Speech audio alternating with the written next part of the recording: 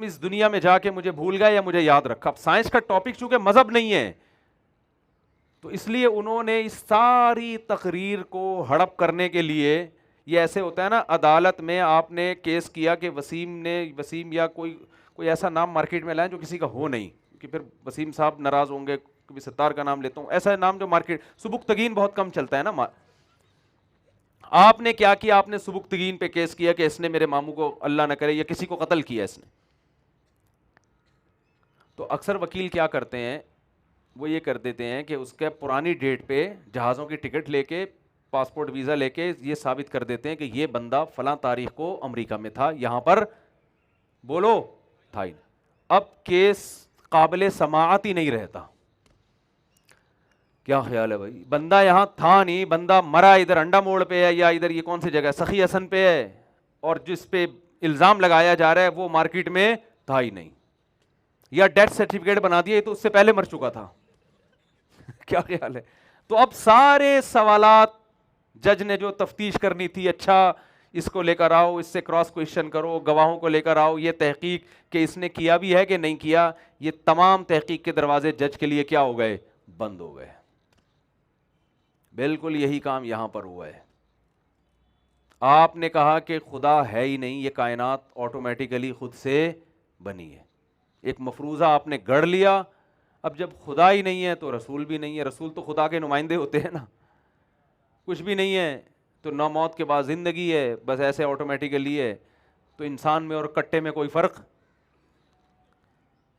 میں یہ مثال اس لیے دیتا ہوں کہ ہمارے جو لبرل طبقہ ہے نا, لبرل لوگ, ان کا سب سے بڑا مسئلہ اچھی سڑکیں, اچھا صاف پانی. جو وہ کہتے ہیں امریکہ نے اتنی ترقی کی ہے, یورپ نے اتنی ترقی کی ہے, تو ہم بھی وہیں تک پہنچے. میں اکثر بات کرتا ہوں نا, فیملی سسٹم کو بچاؤ, نکاح کو پروموٹ کرو, زنا کو ختم کرو, والدین اولڈ ہاؤس میں جمع نہیں ہوں گے, باپ کو گھر میں رکھنا ہے, بڑھاپے میں خدمت کرنی ہے, رشتہ داری جوڑنی ہے, نماز پڑھنی ہے فجر کی, حج بھی کرنا ہے, عمرہ بھی کرنا ہے, رمضان کے روزے بھی ہیں, اللہ کو بھی یاد رکھنا ہے, اللہ کے حکم پہ اللہ کی مخلوق کا بھی خیال کرنا ہے, نظر جھکانی ہے, سود سے بچنا ہے, تجارت میں حلال و حرام دیکھے, تو پوری ایک ڈیٹیل ہے نا. کل ایک مسئلہ آیا, کسی نے وصیت کی تھی کہ میرے مرنے کے بعد میری بیوی کو میری جائیداد میں سے 80 لاکھ روپے دے دینا. یہ وصیت لکھ کے چلے گئے, انتقال ہو گیا. تو وہ کیس کل ہمارے پاس آیا, ہم نے کہا کوئی 80 لاکھ نہیں ملے گا, جتنا حصہ بنتا ہے اتنا ہی ملے گا, 12.5%. کیوں بھائی, ابا نے وصیت کی تھی. بھائی نبی نے فرمایا لا وصیت لوارث, وارث کے لیے وصیت کیا ہے, جس کا وراثت میں اللہ نے حصہ رکھ دیا اس کے لیے آپ وصیت نہیں کر سکتے. بھائی اللہ کے پیغمبر ہے نا, نبی نے فرما دیا, ختم. تو ہر چیز میں اسلام ایک قانون لے کر آیا ہے جس میں آپ کو اس قانون کو فالو کرنا پڑے گا اگر آپ اسلام کو مانتے ہو. تو میں یہ عرض کر رہا تھا کہ انہوں نے کیا کیا کہ پوری بحث ہی جڑ سے اکھاڑ دی. تو میں یہ کہہ رہا تھا انسان میں اور کٹے میں کوئی فرق, جب سے میں گیا ہوں نا لاسانی کے کٹے میں نے دیکھے ہیں, تو مجھے ترقی کا مفہوم سمجھ میں آیا. کٹے سمجھتے ہیں جو بچڑے نہیں ہوتے, وہ بڑے بڑے بقرعید میں جو کراچی میں کٹتے ہیں نا بڑے بڑے.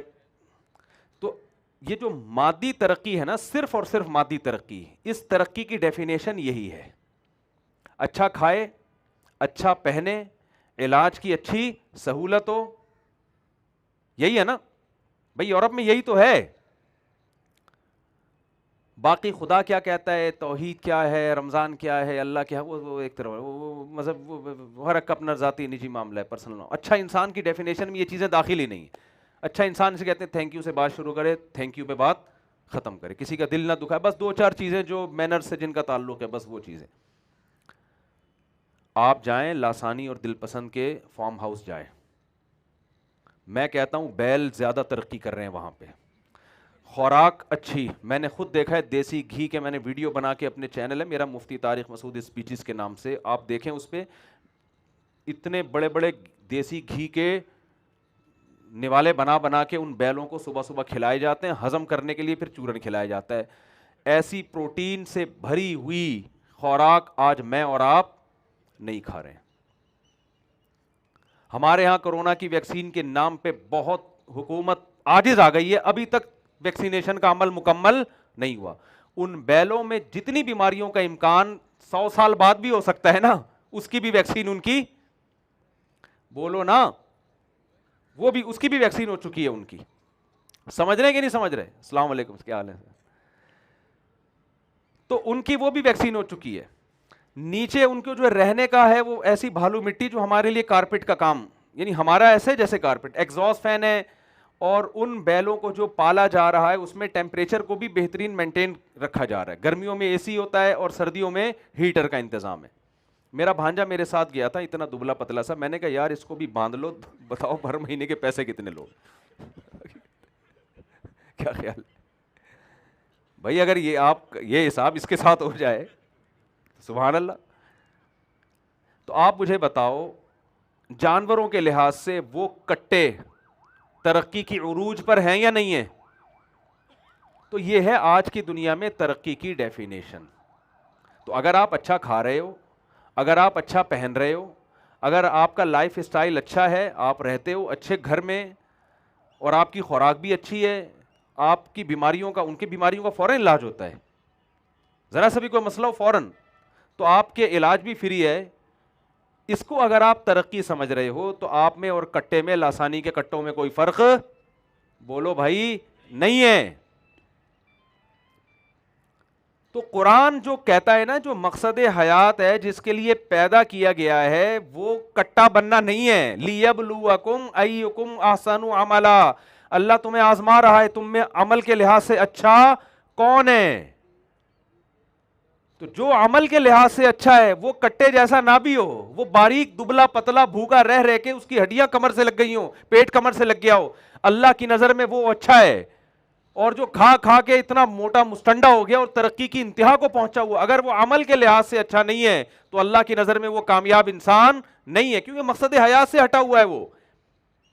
تو آپ اسکول کالجز میں پڑھتے ہیں, آپ نے ترقی کا صحیح مفہوم سمجھنا ہے, اس مفہوم کو سامنے رکھ کے زندگی گزارنی ہے. وہ مفہوم نہیں لینا جو گوروں کا مفہوم ہے ترقی کا. سمجھا پا رہا ہوں میں اپنی بات؟ تو لِيَبْلُوَكُمْ, یہ مطلب نہیں کہ اچھا کھائے نہیں, اچھا پہنے نہیں, یہ اس کا ایک پارٹ ہے, ایک حصہ ہے, یہ کل نہیں ہے. تو سائنسدانوں نے اللہ کو کیوں نکالا بیچ سے؟ اللہ کو نکالنے سے, کیونکہ اللہ کو نکالنے کے لیے ضروری, مذہب کو زندگی سے نکالنے کے لیے ضروری تھا کہ اللہ کا تصور ختم کیا جائے. تو میں یہ مثال دے رہا تھا کہ بارش سے بھاگا اور پرنالے کے نیچے آ کے کھڑا ہو گیا. تو وہ اس لیے کہ یار یہ کیسے بنا, تو بنا کے وہ بندر والا جو تصور ہے. میں ایک سوال پوچھتا ہوں, ایک تو سیریس سوال ہے, ایک مذاق والا سوال ہے. پہلے سیریس کر لیتا ہوں, پھر مذاق والا سوال بھی کرتا ہوں, ٹھیک ہے نا. سیریس سوال یہ ہے کہ بندر سے جب انسان بنا تو ایک دم سے کیوں بن گیا انسان؟ آہستہ آہستہ بننا چاہیے تھا نا بھائی. بندر ترقی کرتے کرتے یہاں تک آیا ہے نا, کیا خیال ہے؟ تو کروڑوں بندر ترقی کرتے کرتے یہ ایک ہی ایک دم سے یہاں تک پہنچ گیا. لاکھوں ہوں گے جو ترقی کرتے کرتے یہاں تک آئے, تو یہ بیچ کی نسلیں مارکیٹ سے ایک دم سے شارٹ کیوں ہوئی ہیں؟ بھائی دیکھو, ہونا یہ چاہیے تھا کہ ارتقاء تک تیر رہے ہیں, ہم پہنچ رہے ہیں, تو کچھ تو ایسے ہوتے جو پورے وسیم بھائی بن جاتے, کچھ ایسے ہوتے جو ان سے ایک نمبر پیچھے ہوتے, ان کی باقی ساری چیزیں وسیم بھائی جیسی, صرف دم تھوڑی سی. یہ ابھی ایک آگے اسٹیپ تک آئے ہیں نا, پورا قافلہ چلا ہے بھائی, تو کچھ پشاور اسٹیشن تک پہنچا ہے, کچھ ملتان پہ کھڑا ہوا ہے, کچھ خانے وال پہ آ کے انتظار کر رہے ہیں, ایسے ہوتا ہے نا.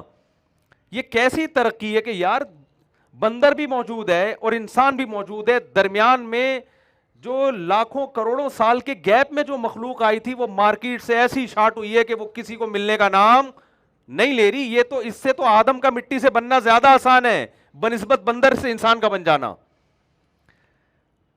لیکن کیوں سائنسدانوں کو اتنا مسلط کر لیا ہے سر کے اوپر کہ کچھ بھی خدا کے انکار کے لیے کہہ دیں تو لوگ من وان اس کو تسلیم کرنے کے لیے تیار. دوسرا سوال میرا مذاق والا ہے, ٹھیک ہے نا. وہ سوال یہ ہے کہ جو یہ کہتے ہیں کہ انسان بندر سے بنا ہے, میرا سوال یہ کہ وہ دم کہاں ہے پھر؟ وہ میرا سوال یہ ہے کہ وہ دم کہاں ہے؟ بالکل ہی غائب کیوں ہو گئی؟ کچھ لوگوں کی ہونی چاہیے تھی, کچھ لوگوں کی نہیں ہونی چاہیے تھی, جو اس پروسیس سے گزر رہے.